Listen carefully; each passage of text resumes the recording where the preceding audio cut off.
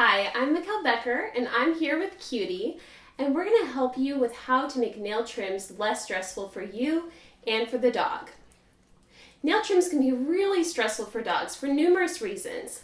One of the reasons is that a lot of dogs are not accustomed to having their paws handled, or if they are accustomed to having their paws handled, it's usually in a different situation that's completely different than the nail trim scenario. So the person may handle their dog's paws, but it's usually when they're watching TV or they're relaxing, which looks way different than the veterinary visit.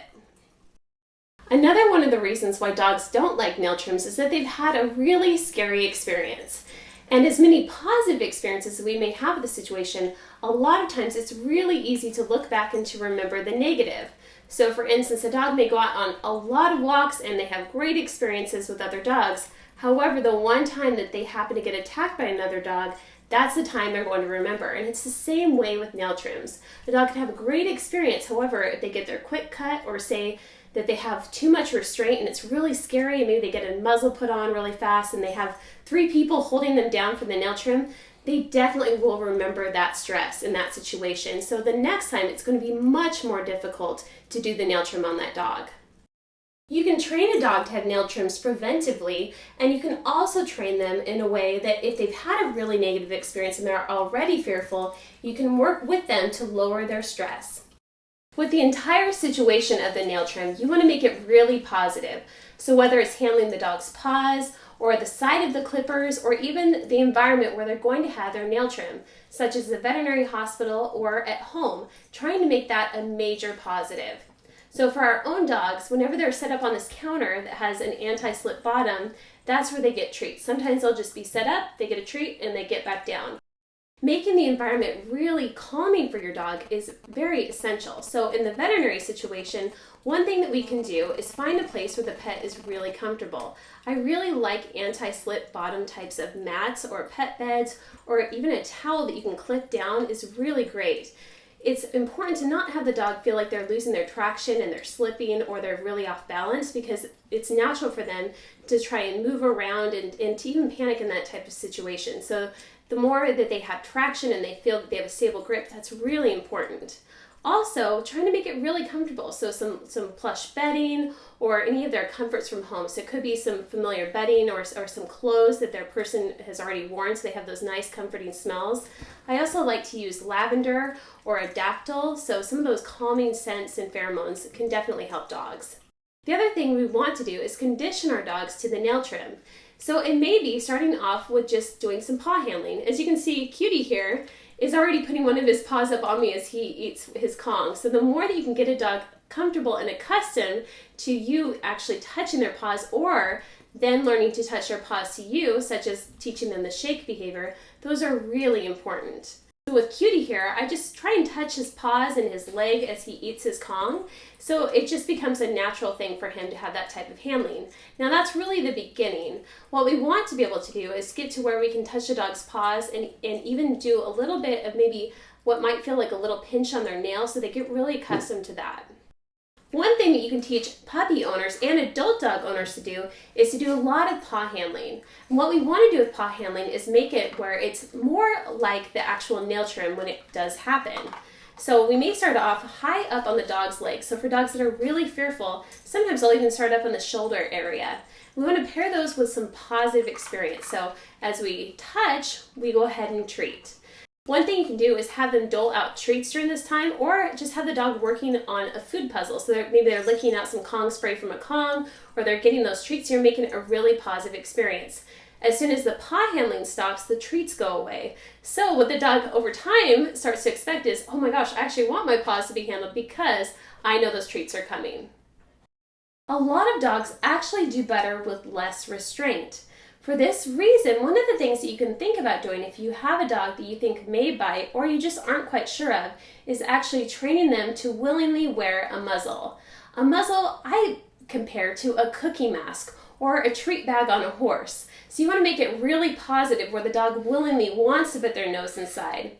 Just today we were teaching my parents' dog to willingly wear a muzzle, and for her, she kept going towards the muzzle because she's like, oh, I actually really want that thing on, because when I get that mask on, that's when I get those really good treats. So you make it a big positive for them. Now compare that to the dog freaking out and struggling, and then we apply the muzzle. A lot of times that muzzle itself is going to be a fear factor for that dog. So as soon as they see the muzzle, they're going to start freaking out. So we want to pair the muzzle with something really good and positive. And it's really important to get the type of muzzle that you can actually still give treats to the dog when they have it on. You also want to condition the dog to different aspects of the nail trim being positive. So you may need to actually change the dog's environment. So if they've always had their nails trimmed, perhaps in exam room 3 or in the back room, and that's where they've had that big struggle, moving to a different environment can really help. The same thing with the clippers. If a dog has a negative association with the type of clipper, you can go ahead and switch them to something that the dog doesn't have that negative association with. The other thing that you can do is condition the dog to be happily expectant whenever they see the clippers. So for instance, what I may do when I'm first introducing a dog to the clippers is pulling out the clippers, and as soon as they see the clippers, that's when the treats rain down from the sky, or that's when the dog gets petting, that's when they get praise, that's when they get to play that great game. So you make the sight of the clippers into something that they really expect something positive to happen right after.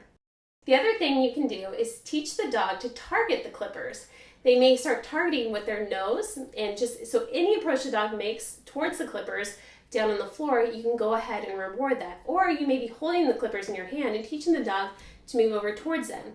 That gets them familiar with it, and it also lets them check it out. So that's really helpful for any tool that the dog may be a little bit hesitant around.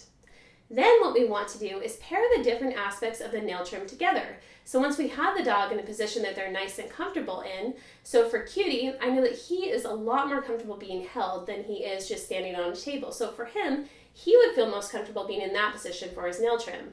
Other dogs may have a different situation or position that they're more comfortable being held and handled in. So go ahead and do what works best for that dog.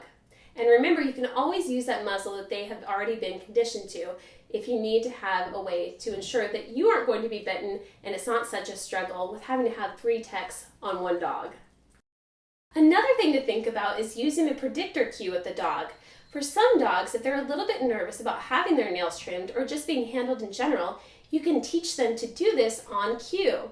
So with my own dogs, what I like to say is the word paw, and then I may just reach out and touch the dog's paw, and then they get a reward. So they start to expect and predict that whenever she says paw, this is what happens. So it helps them to relax. Sometimes the unknown and just that scary part of, okay, what is she going to do? Why is she handling me? What's going to happen? That can make the dog more anxious. Whereas if they've been conditioned to, they say paw and, oh, I know what they do. They always touch my paws and this is a positive. That can really help the dog relax. Another thing that you can do is actually teach the dog to shake. Shake in and of itself is a really helpful behavior for numerous reasons, from a shy dog learning a great way to say hello to people to helping a dog with nail trims, because the dog learns to willingly give their paws for handling to another person. The other thing that you can do is condition a dog to the sight of the clippers and also to the sound of the clippers. So what I like to do is take something hard and crunchy. It may be uncooked noodles, it may be a carrot, and I go ahead and clip it so when the dog hears the sound, they get a treat. What we do is we condition that sound to being a big positive for the dog. Remember, every dog learns at his or her own pace. And it's also really important that everyone in the dog's life is on the same page of making nail trims as positive as possible. So whether at the groomer, in the home, at the veterinary hospital, trying to add to that dog's emotional bank account with nail trims is essential on making them positive and easier for you and for the dog. If you want more information on training your dog or helping a dog relax at the vet, check out vetstreet.com.